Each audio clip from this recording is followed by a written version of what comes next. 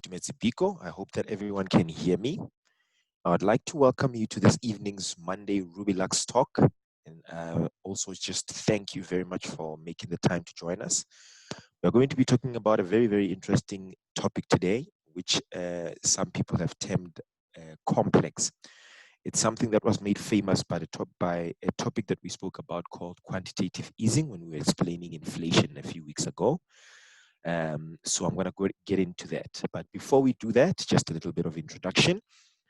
My name is Kitumeti Biko. I'm based in South Africa in Johannesburg. I'm part of a company called Rubilux, a very brilliant concept, which is a revolutionary company within the Bitcoin blockchain. It's the first global cryptocurrency mall that has taken the world by storm. We have our own wallet that will be using different cryptocurrencies and some fiat currencies in terms of exchanging from one to another and between peer to peer. We have different products that we sell under our Rubilux.shop, but the main big idea is that we will be offering a platform to merchants and shoppers to come and exchange goods and services on this platform, and therefore maintaining a cryptocurrency economy of some sort. Right? I myself studied at the University of Cape Town, and I studied economics and economic history. I found out about Bitcoin about 4 years ago or so. It sparked my interest. I really, really liked it, and I've been interested in the space and being part of the space ever since then. I've been working with different people, different leaders, and I do quite a lot of research because I come from an academic background. So whenever I get into a space, I try to understand the fundamentals of it from a technical point of view and an academic point of view. So that is why we have these talks on a Monday. The main point being that we want our Relax members to understand beyond making money from Bitcoin. What does it mean for you? What does it mean for the economy? What does it mean for the financial services sector? Right? So in order for me to speak about the issue that we're going to be looking into today, because it's a bit more complex, I just want to be careful and say, let us do a little bit of a recap by going back to a topic that we spoke about a few weeks ago called fractional reserve banking. The reason why I want to go back to that a little bit is because I want to give you a background and an understanding of how we currently get our currency, right? Where does it come from? And I explained that when I spoke about fractional reserve banking. So simply put, government through different ways, one of them being that it pays currency to its government workers who then take currency, give it to banks. Banks then take that currency and lend it to us through a borrowing system, a lending system, which is what banks are known for. We then get that currency, we spend it in the economy, and some of that currency gets given back to the government through a process called taxation, right? The government also has an organization called a central bank, which it works with in order to control the money supply and also to control a concept known as inflation. The way in which the central bank does that is one of the ways is called interest rates. They can increase and decrease interest rates in order to control the amount of money that is currently in circulation, depending on whether they want to increase the currency in circulation or to decrease the currency in circulation. Another very important pretext to today's conversation is that I spoke about how, when it comes to currency, it can be printed or created out of thin air, right? That is going to be a very important concept in understanding what we're going to be talking about today. Another concept that we need to premise this conversation on is that money, on the other hand, cannot be created out of thin air. There's a lot of work that needs to go into creating money. There's a different kind of process that we follow in order to create money. But when it comes to currency, the decree just comes from the government or from the central banks, and paper currency can just be created out of thin air, right? Now, those are some of the concepts that we've already spoken about, and it's important to understand what they mean so that we can understand what we will be talking about today. So the focus of today's Rubilux talk is called Modern Monetary Theory. And we cannot really point to an exact year of when this theory was developed because it is still kind of being developed even to this day. But most economists and academics agree that we can take it back to about the early 90s, perhaps about 1993. And it was inspired mainly by the economic policies of Japan. We have spoken about Japan extensively on this platform when we were explaining quantitative easing, right? So the whole idea behind modern monetary theory is that the government can essentially create as much currency as they want to without the economy experiencing inflation. And that the main issue about currency creation that we know is inflation. So if we can find a way to still continuously print as much currency as we want to without experiencing inflation, ideally, we would then have an economy become what we call at full employment. Now, in economics, there's full employment, and maybe there's a level of employment that one can measure, which would then result in a level of unemployment. Now, the best and ideal state of any economy is to be at full employment, which means that all the people that have the ability to and desire to work are working so that they can be productive in the economy and produce goods and services that they can then be bought and sold by the citizens, either internally or externally to other countries that demand those goods and services. This would then contribute towards the growth of something that is called GDP. Please note that down also, the global domestic product. It's going to be a very important concept on tonight's discussion. So GDP measures the productivity of a country's economy, right? Given the skills that that country has, the types of people that that country employs, the education system in that country, and the infrastructure of that country and its ability to then produce goods and services that they can sell, right? So when we're looking at different methods that economies can follow in order to achieve full employment, or at least get as close as possible to full employment, some genius economists came up with this concept to say, but if a government can create currency, why do we need a revenue stream for governments? Because the government doesn't need money because it has the ability to just create currency. So perhaps maybe we should just let the government create currency. And we will see how do we then control inflation, right? Just in terms of recapping what we've spoken about, Silo spoke about the Canton Effect. So now we understand, or some of those who were able to listen to the discussion, having listened to the discussion that I had about inflation and listened to the discussion about the Canton Effect that Silo has had, we understand that inflation is two-pronged.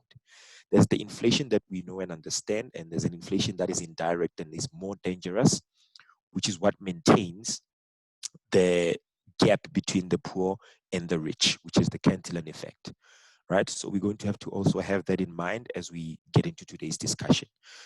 Now, today's discussion, economists are trying to say that perhaps this creation of currency and printing of currency on a year-to-day basis at such a high level is not a problem, right? Perhaps Zimbabwe's problem was not that it created a lot of currency, but maybe it was that it created a lot of currency in a space where the economy was not productive enough to absorb that currency.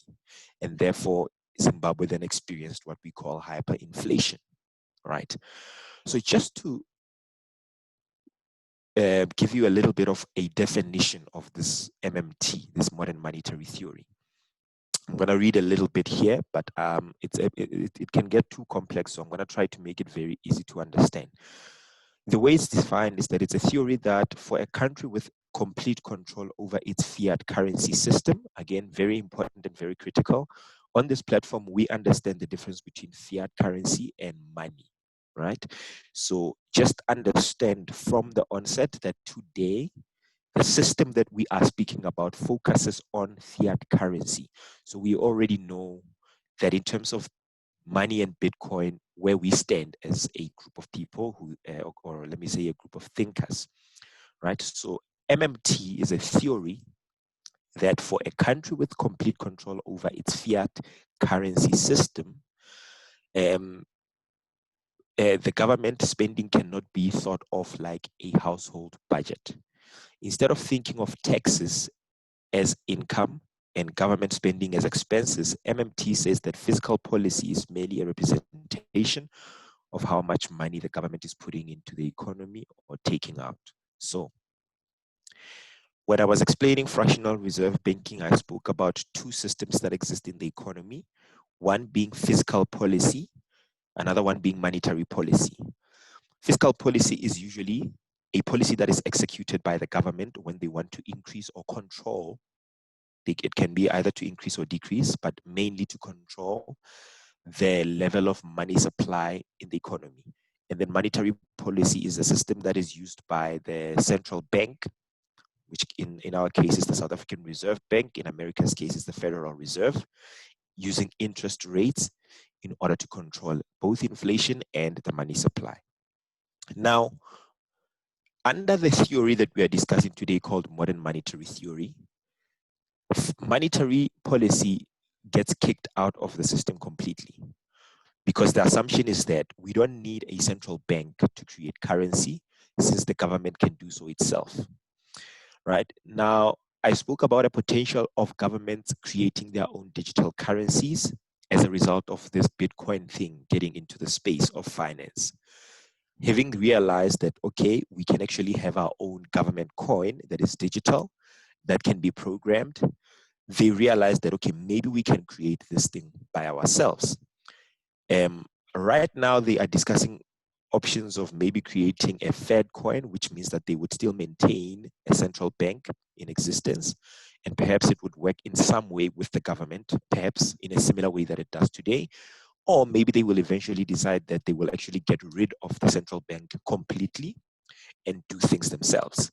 So in a modern monetary theory system, ideally the government should get rid of the central bank and create money itself. Why? Because today we live in a world where currency, I really do apologize for calling it money. It's not money, it's currency, and it's very important to differentiate the two. So in today's world where we live in a world where currency is digital, which means it's not physical, like I explained, about 97% of all the currency that we use today is digital and only 3% is physical. And the 3% that is physical is what you and I can access through ATMs and some banks. But the funds and currency that we use on a day-to-day basis, either through digital cash. So banks don't actually have currency, they just put digits onto your bank account, right? So the monetary theorists are like, since that is the case, why can't the government just type in digits into the government's bank account and give it to citizens by itself? Why do we need all this complicated monetary system that we currently use? Can't we just let the government type in digits as they please, as they want, so that they can assist the country to be productive, right? So that is the whole idea behind MMT. Then it says that currently in Keynesian economics, which is the economic system that we've been using since about 1930s, mid 1930s, and officially since 1944, when it was adopted by the Bretton Woods system of money, we know that government spending comes from government revenue, and government revenue comes from taxes, right? So taxes in a Keynesian economic system is seen as income for the government. And then government spending of those taxes is seen as an expenditure. So in accounting, you have income and you have expenses, and you have those things represented in something called an income statement. What you get in and what you get out. So MMT says that instead of seeing taxes as a mechanism that the government can use to control the money supply, right? I will expand on that a little bit so that it can make more sense. So they say, so that's number one, the taxes that we pay to the government as income to the government that they can use to build infrastructure and all other things that people use on a day-to-day basis. So we need to start seeing taxes as a method, a system that works similar to interest rates back in the Keynesian system, where it can be used to control both inflation and the level of money supply in the economy. Okay, that's the first thing that they want us to think about. All right. So now they say that government spending can be paid for by the creation of money, and this creation of currency is created from thin air. So they've already established that we live in an electronic cash society where we can literally just print digits into existence. We don't have anything backing fiat currency. There's no gold, there's no Bitcoin behind it. There's nothing of actual value that is backing this currency, except the government decreeing the currency to have value. So essentially, the government is the one that determines the value of this currency. So now in this system, the government will be now creating currency through government spending. Okay. So they will be creating this, and then they will use taxes to limit the level of inflation if it does occur. So again, we have a case study that a majority of these people use, which is Japan. From what we know, from about 1989, Japan started adopting a quantitative easing policy. Quantitative easing just simply means the government creates as much currency as they want to. Now, the funny thing that happened with Japan that has not happened with countries such as Zimbabwe, countries such as Venezuela, is that as a result of them creating as much currency as they are doing, they actually went into what some of us consider the worst position to be in economically, which is to be in a deflationary state of your economy.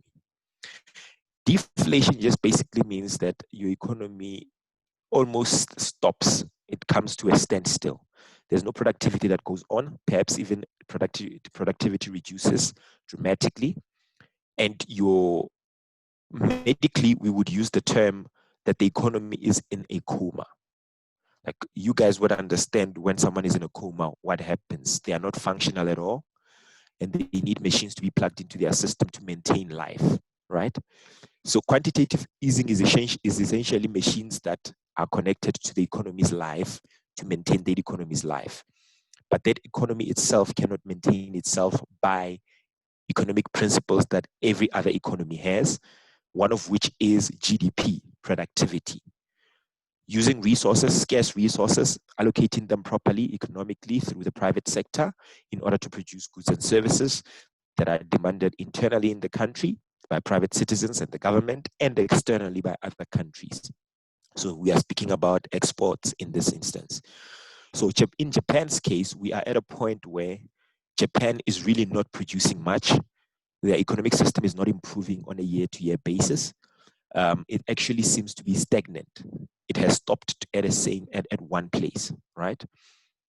Now, obviously, our genius economists who are speaking about modern monetary theory would then argue that there are certain things that Japan is not doing that would obviously need to be done in our case, and that would assist the economy to flourish and to grow. So you've seen in the past 10 years, more specifically to this year, 2020, a lot of governments going this quantitative easing route of creating a lot of currency, taking that currency and buying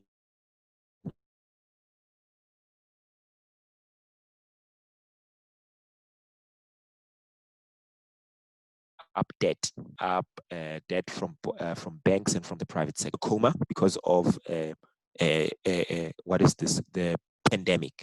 But not necessarily just the pandemic. Mainly the economy is in a coma because of what has been happening with quantitative easing and the reckless behavior of governments and banks throughout the period of 2010 to 2020. But obviously they would blame the pandemic for a majority of the ills that we are seeing in the system today. So they say, okay, the economy is currently in a coma. Markets are collapsing, stocks are collapsing everywhere. People are selling off their shares and stocks. People are having runs on the bank because they do not trust the system that we currently have. And therefore, to put trust back into the system, the government just types in digits through the central bank currently and issues those digits in the private sector to buy bonds from the private sector and to buy debt from the private sector. So in order to make the economy seem like it is productive and seem like there is life. Once they put that manufactured trust into the system, then you see most people going back and buying stocks again. That's where you see the economy looking like it is recovering. But one of the most important things that we've seen is that a secondary effect that perhaps we didn't really observe much in the Japanese case, we are now observing in all the other cases that are implementing quantitative easing in the world, which is that you will now see a separation of the economy, the real economy, and financial markets. Because what happened this year is that quantitative easing happened, a lot of creation of currency around the world in order to stimulate the economy. But because of the lockdowns and whatnot, the economy wasn't necessarily stimulated in a normal way or in a way that we are used to. But you still saw financial markets go up, even though the actual real economy was collapsing because of the pandemic.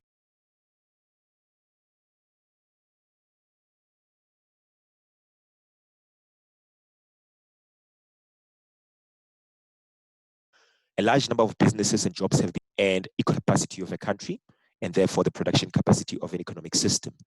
The production capacity of an economic system and of a country is seen through the number of businesses that country is able to create and the number of employed people that the system has. Now, if you have an economy that is not creating businesses but is actually destroying them, and an economy that is not creating employment but is actually destroying it, logic would say that that economy should be collapsing or going down. Yet we saw that in a period from March, April, May, June, where we lost most of the jobs on the planet, the entire planet, where we lost most of the businesses in terms of the private sector, whether medium-sized businesses or small businesses, which employ the majority of people in most of the economies in the world. We saw some of the greatest performance of the stock markets, both in the US, China, and the European states, right? So that already says to you that there's a huge disconnect between the financial sector and the real economy. That disconnect, to a large extent, can be explained by the Canton Effect. That when government creates that currency, they don't give it to citizens, right? They give it to private banks and private businesses that are much closer to the government. And those people are then able to use that currency to benefit and grow their net worth and wealth. By the time that that currency eventually trickles down to the normal person, the level of inflation that would have been created will be extremely unaffordable for a normal person, right? Now, we have seen one of the other effects of the lockdown being an increase, a dramatic increase in the prices of goods and services, right? So that is already saying to you that inflation has become something of a worry for most countries that have been affected by the lockdown because prices of goods and services are going up. So that is one thing that we have observed about quantitative easing being implemented across the world. Now, so you can say to the people of the modern monetary theory that, okay, so we've seen that governments can implement and create this much currency as they please, and we would not necessarily directly see the impact of inflation immediately like we would see in a case of Zimbabwe or Venezuela. But when we look deeper under the hood, we know that there's actual inflation that is happening under the Canton Effect, number one. Number two, that there are asset bubbles that are being created by government creating this currency that a normal citizen would not see because the only thing we use to measure inflation as normal people is the CPI, the Consumer Price Index, looking at just goods and services that normal people buy on average day-to-day or weekly basis. But in order to fully understand inflation and how it works, you'd have to look at where most currency goes. And that is to commodities, that is to real estate, that is to stocks and shares, and that is to those types of goods and services that normally people buy very highly when they invest their money. So if you take a look at the prices of houses, especially in the United States and in Hong Kong, they have gone up dramatically. Like it's extremely unaffordable to own a house in those places. The reason why that has happened is because the richest people in the world have gotten currency printed from the government into their hands, and they've used it to buy into these assets, and therefore have inflated the values of these assets to a point that is unmanageable. And that point economically we know as a bubble, which means at some point this bubble has to burst. 2003, a similar thing happened where a lot of property was bought in the United States of America, and the bubble developed, and then it popped in 2007, leading into the 2008-2009 global financial crisis. So now we are currently finding ourselves in a much more bigger bubble created by this creation of currency through a process called quantitative easing that is hidden to the consumer's eye because we only calculate inflation using CPI, but we don't see behind the hood. So today we are now breaking it down to say, okay, a lot of politicians seem to be buying into this idea of modern monetary theory, especially the politicians in Europe and America. And we know, I've explained before, why America has plays such a big role in the global economy, because today we operate under the global dollar standard, right? So it's very important to watch what Americans do in terms of how they approach their monetary theory and their fiscal policy, because that will have a trickle-down effect to the rest of the world. So if they start showing an interest to this thing called modern monetary theory, that means that the whole world needs to stand up and listen and also try to understand what the system is and maybe try to figure out, does it really benefit the world and the economy or not? So today I'm going to be looking into this and trying to figure out whether it benefits or does not benefit the world. If you know and understand what this platform stands for, you would firstly understand that we would come from a hypothesis that it does not benefit the world purely based on the fact that this system is based on a fiat currency system. And we've explained the disadvantages of fiat currency. Modern monetary theory does not get rid of them, and I'll explain why as we continue. So governments with fiat currency system can and should print. This is now the theory continuing on. Just government with fiat currency systems can and should print or create with a few strokes in digital form as much money as they need to spend, because they cannot go broke or insolvent unless a political decision to do so is taken. Now we've had a Federal Reserve chair called Ben Bernanke, who was basically at the top of the financial system in the world when the financial system collapsed in 2008, 2009. And he explained that government can never run out of currency because they can literally just print it in a computer, right? Now, usually an economics 101 student would tell you that that is a problem because it could create inflation. But now Ben Bernanke said that doesn't necessarily mean that it can create inflation. And they again quoted the case of Japan. So now modern monetary theorists then say, as a result of this, governments should then print as much currency as they need to use in the economy so that they can propel the economy to full employment. So here's the thing. In our current system, which is fractional reserve banking, we already have our own problems, but here's how things work. We have a monetary policy that is executed by the Federal Reserve or the central bank that works with interest rates, right? Interest rates can be increased or decreased depending on what we need to do in the monetary space. We have fiscal policy. Government spending can be increased or decreased to have an effect on the money supply. In modern monetary theory, we think it doesn't exist. The government is not outsourcing the money creation or the currency creation process to the third party, but they're doing it themselves. So now, because they are doing it themselves, they only have one tool that they can use in order to control inflation, Remember, in our current fractional reserve banking system, we have, let me say, approximately about 3 to 4 tools that we can use in order to deal with inflation. And we are already struggling so much to deal with inflation under those circumstances. Now, in this new system, you only have one tool to deal with inflation if it occurs. This tool is called taxes. So like I said, we no longer see taxes as government revenue, but we see it as a system or a tool that we use in order to increase or decrease the money supply, and therefore. So now, what does this mean? This means that if government realizes that there's too much money or too much currency circulating in the system, and therefore a level of inflation that is going up by too much of a percentage according to them, they would then increase the level of taxes in the system.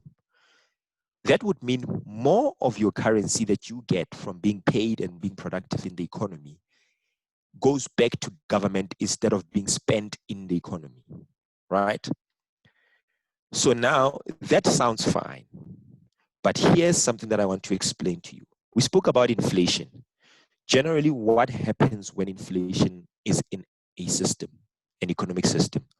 Prices of goods and services goes up, which means the majority of people are already in a position where they cannot afford basic essentials, right? Now, in this system, you are saying once the prices of goods and services goes up, you need to take more money, more currency from the citizens through taxes so that you can try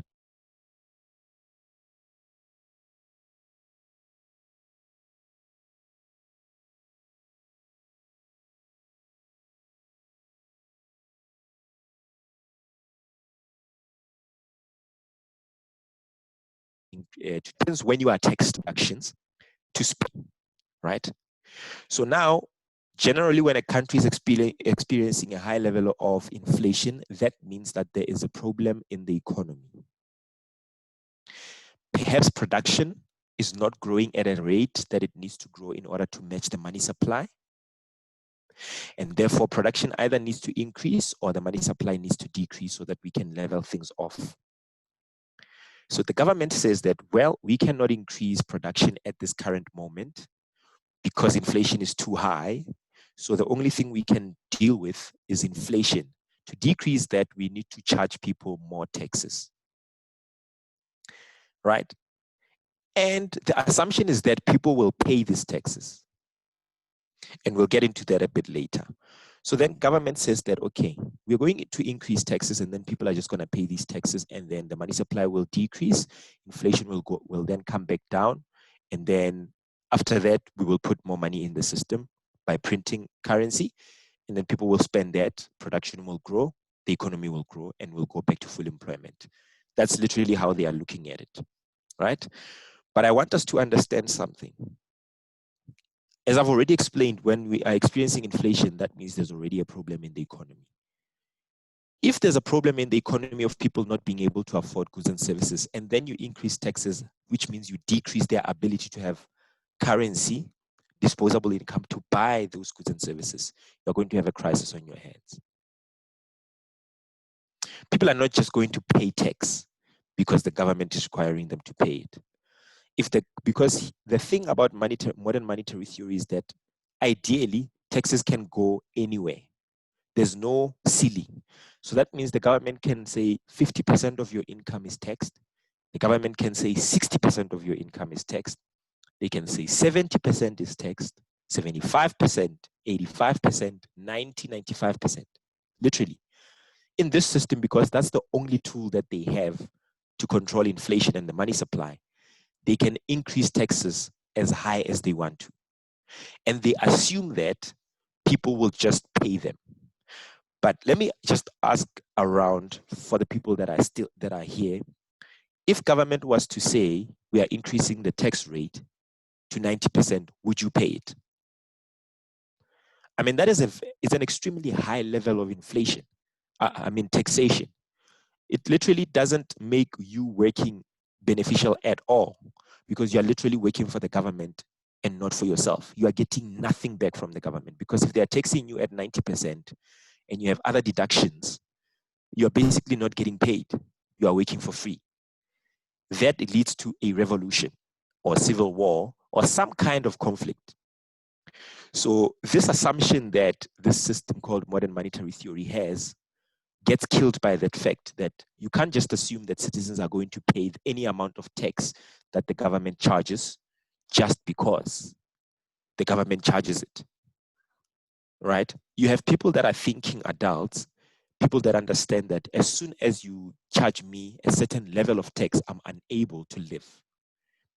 In addition to this thing, the tax that you are charging me, we already have an inflation problem. It means I currently, with the money that I have before you charge me the tax, cannot afford the basic goods and services in the economy. So immediately once you charge me that tax, you are literally killing me and destroying the economy. And at the beginning of this, this presentation, I explained that the whole idea behind modern monetary theory is that the government should be able to create as much currency as they need to so that they can propel the economy into production. That production should then lead the economy into full employment. The idea being that we want to destroy poverty. How do you destroy poverty? The second layer of modern monetary theory is something called job guarantee. Job guarantee means that they ensure that everyone in the economy works by paying everyone money. This we have seen already through the lockdowns. Governments such as the United States of America and our own government in South Africa has decided that they're going to pay everyone a certain amount of money. Whether you're working or not, whether you lost your job, or well, in some instances in the state in South Africa, if you lost your job, then you get that payment. But if you didn't, you don't. But in the States, everyone gets it. No matter whether you're working or not, you get that money injected into your account. So the job guarantee is something similar that says, so why do we need people to work? Essentially, even though the whole idea is that, okay, we will have people working, those who cannot be employed by the private sector, the government will employ them, and the government will come up with some things for them to do. Like, for example, the government can come up with an idea to build bridges, solar power systems, hydropower systems, roads, and improve their infrastructure. And therefore, to do so, they would employ these people that are not employed.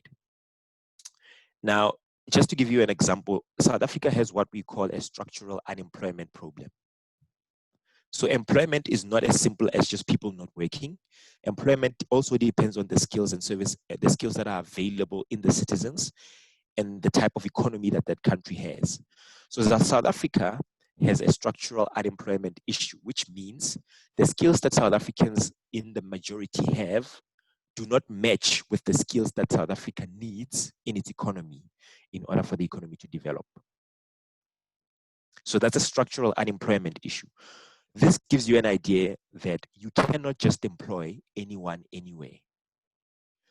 Zimbabwe removed certain farmers that were experienced and had farming experience from land and then gave it to other people who didn't have that experience. Those farmers are still in the economy, the ones that were removed, but they don't have skills of bankers. So now people have been removed from another sector, put in a sector that they cannot operate in. You take out people in the sector that they can operate in and you put them back into the economy. They now need to find somewhere else where they can operate. They don't have the skills to operate there. Therefore, the Zimbabwean economy collapses because you are having a mismatch of skills. So this job guarantee thing under modern monetary theory suggests that you can just go out there and say, people who are mentally ill, people who are disabled, people who are uneducated, majority of them are unemployed. So in order to get our economy going, we are going to employ these people. We're going to build roads, we're going to build bridges, we're going to build solar or hydropower systems with these people. Now, in order to do those things, to build those kind of infrastructure, those people need to have a certain level of skill. In some society, we also have an illness called laziness. Some people don't work because they don't want to. So now, in a modern monetary theory system, you are employing everyone, including those people who are lazy. People don't want to work. We already know that we have a majority of those in government today. That's why government is as ineffective as it is. So now we have people who are just here to collect a paycheck. So effectiveness and efficiency of government to be able to execute this is already questioned, number one, because government is the most inefficient system we have today in the world. Number two, you cannot guarantee that all these people that you'll be employing, one, have the skills that are necessary in order to build the infrastructure that you want to build as government. Two, are not lazy, meaning that these people actually want to work. So that means at the end of the day, you are most likely going to have government paying a majority of the citizens for doing nothing. What happens when that happens? The whole idea behind an economy is that the economy should grow through GDP. GDP is the productivity capacity of the country. If you have a majority of people being paid for not being productive, that means that you have red flags in the economy. You have a big space in the economy that is not being productive, but is being paid and it is earning a certain amount of currency. And then you have another part of the economy that is being productive and is being charged taxes to continuously pay this other group of people that is not doing anything. We already have a problem where the number of employed people in an economy are paying for the number of unemployed people in an economy through social grants.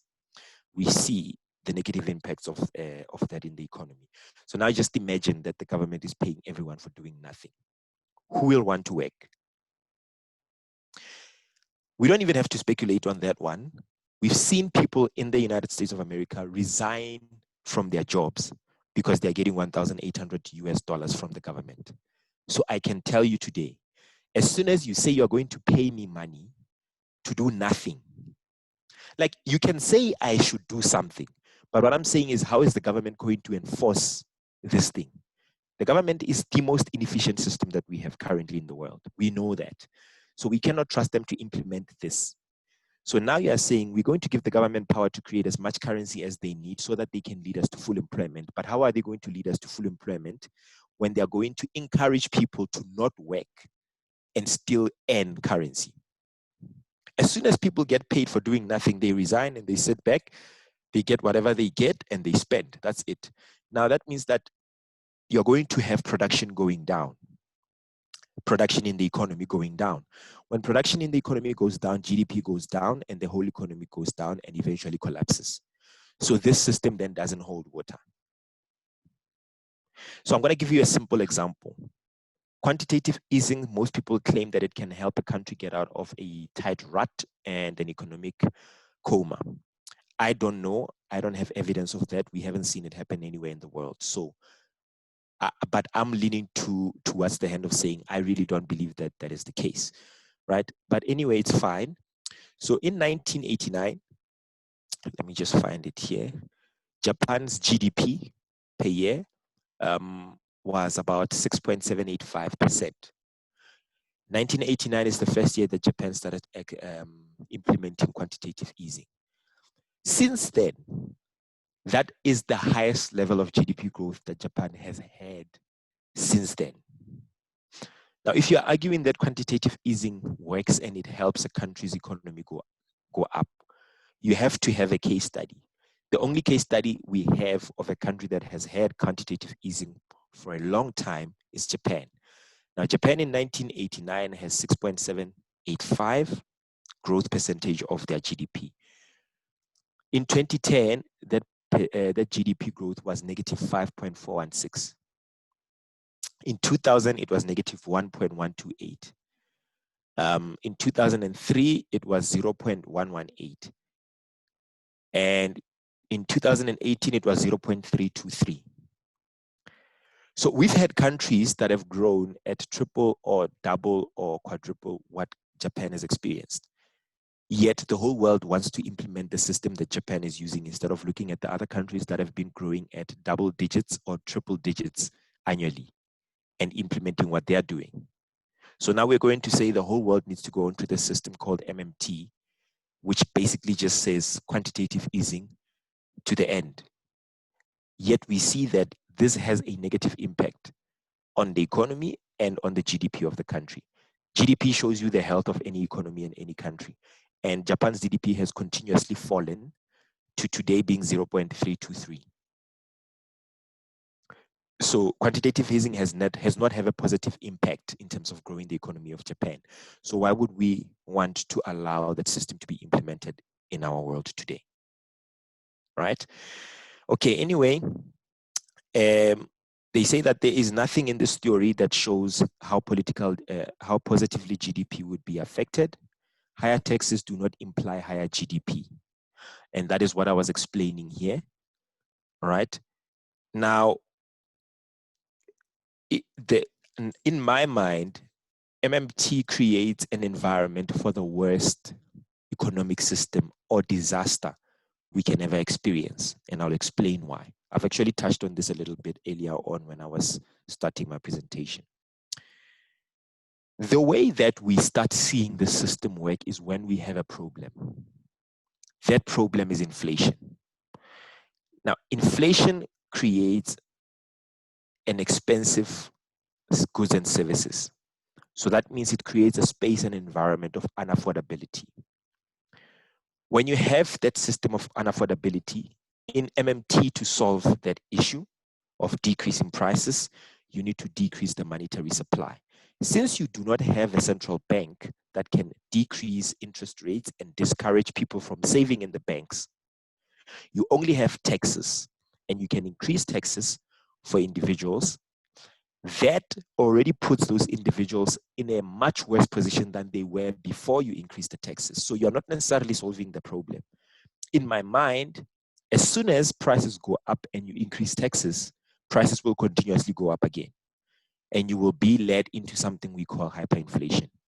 So I don't know how these people think they will avoid the fate of Zimbabwe, because I just don't see any way around it. If the only thing that you have as a tool is taxes, and you can only use that tool once you already have a problem of inflation in the system, in my mind, that can only lead to higher and higher inflation, because more and more people will be put in a position where they cannot afford goods and services. That makes you ask a question: why would governments even be thinking about such a system? Like, it sounds crazy to even be sitting here today and talking about such a thing, because it doesn't sound like we already have too many problems and you want to give us more. You're not finding solutions to the issues that we have. You are finding a way to magnify the problems that we have. So why would governments want to do such a thing? We have different theories that are running across the world. Some are saying that governments want to have complete control over individuals and individual sovereignty and freedom. In order to do that, they want to pay everyone. Paying everyone means that they can control what you spend your money on and ultimately control your behavior. Because we spoke about the potential for governments to create something called a Fed coin or a digital coin, something that is similar in some cases to Bitcoin, but not necessarily, because this one will be centralized, not decentralized. That means that government can then tax individuals by themselves, given a certain behavior that they have. So in that, I mean, that can be called a conspiracy theory, but in that conspiracy theory, it would make sense to me why governments would want to implement such a stupid system called modern monetary system or modern monetary theory. It doesn't bring any solutions to the fore. It only perpetuates the problems that we have. Here's another problem. We have a forex market. Remember, I said the whole idea is that we want to increase the productivity of a country so that the economy can grow, so that employment can grow. When you do that, you produce goods that are also demanded outside of your country. Now, in order for Zimbabwe to buy goods from South Africa, Botswana, Nigeria, Ghana, Kenya, Europe, and America, they need something that we call our fiat currency, our rands. So when South Africa buys goods and services from Europe, we need euros. We don't buy with rands, we buy with euros. When Europeans buy and import goods from South Africa, they need rands because we use rands. That means that there has to be a market where countries can go to buy currencies that they can use in order to purchase goods and services that they want from other countries. So currently, that system works with governments sell bonds to the private sector. The private sector then has a forex market that they sell currencies in between countries. Now, if you have a modern monetary theory system where you don't have government selling bonds, because governments can just print money. Number one, I don't know how they think the other countries will get currency from them. Perhaps they're thinking that governments can just directly sell the currency to other countries, which is fine. But let me just say this. Let's say we implement modern monetary theory to the United States, because I've explained how the US dollar works. So this is going to be the simplest example that we can use. We currently have United States dollars circulating across the world because the US dollar is the global dollar standard. That is the currency that we use to buy goods and services from one another across the world. As soon as we implement modern monetary theory, that means all the dollars that are currently circulating outside of the United States of America, dollars that are in South Africa, Japan, England, Germany, France, everywhere else around the world, those dollars need to go back to the US, because a majority of those dollars will have no use for those countries anymore. So they have to give them back to, because I mean they can create as much of their own currency as they need to. So they don't really need a majority of the US dollars. So let's say now the US dollars experiences this currency inflow. A second way of inflation being created is if the currency that you have outside of your country starts coming back into your country at a high rate. Remember, as soon as the currency comes back into your country, the money supply in your country increases from what it was before the currency came back. Because remember, the US dollars that we are speaking about don't circulate in the US currently. They circulate outside of the US, so they don't make up the monetary supply of the US. So as soon as they come back into the US, they then increase the money supply of the US, therefore increase the inflation. The first problem that we explored was if inflation is inbred, meaning that the economy itself in the country experiences inflation because of whatever issues there are, and then you use taxes to try to implement a solution. Now you have a second issue. You have currency coming out of other countries back into your country, increasing the money supply and therefore increasing inflation. Now you need to deal with that issue too. So if you are saying to me, the only solution you have for that issue is also to increase taxes, how will that work? So if you increase taxes in an economy that is not experiencing inflation because of an economic issue, but it's because of currency that is coming outside of the country, that means that you're currently sitting at a place where GDP is not a problem because your economy is being productive, right? Now, if you all of a sudden increase taxes, let's just say, I'm using the USA because it's the best example. The USA has currency outside of itself circulating almost in every country. So if that currency were to go back to the US, they will have the biggest inflation increase from currency coming from outside that any country would ever experience. So if we go back to the theory of taxes being increased to control inflation that we explored earlier, that would mean government would need to increase taxes to such a high extent to try to manage this level of inflation that would be created by outside factors. So we are speaking again about taxes going to 90%. What do you think the private sector will do as soon as you increase taxes to 90%? They'll stop producing. Elon Musk will simply say, because they charge no taxes or less taxes. Apple Computers, which produces iPhone, will say the same thing. And now you have a country ending up going into unemployment. So you are trying to solve an issue, but you are creating more problems. That's a second example that we are now looking at, where this system is trying to solve an issue of inflation, but them trying to solve an issue of inflation causes an issue of production and employment by decreasing and destroying production and employment in the economy, which will further increase inflation and again lead to the same conclusion that we concluded initially in the first example, which is hyperinflation, which is where Zimbabwe found itself. So I hope I've made sense today, but I've just tried to give you an understanding of where the world is trying to go. At least this is what the newly elected president of the United States of America, that's his thinking. Some of the advisors that are around him are looking at modern monetary theory being somewhere where the world can go. European countries are looking into it also. So imagine modern monetary theory being implemented alongside a digital currency that is being created by the government. I mean, hey, it's going to be a very interesting space to be in. I hope you enjoyed today, and I hope you got some value, and most importantly, a better understanding of how the financial system works. And again, I hope that I've made what people call complex very simple and easy to understand today. And hopefully you will agree with me to say that unless there's something I'm missing here, because I've been looking at this thing for quite a long time, I don't really see how this positively impacts our society and our economies. I don't see it, right? So if you have any questions, you can post them on the chat. Done now. We have about 4 minutes to go. So any questions related to this? I know there was quite a bit that I covered.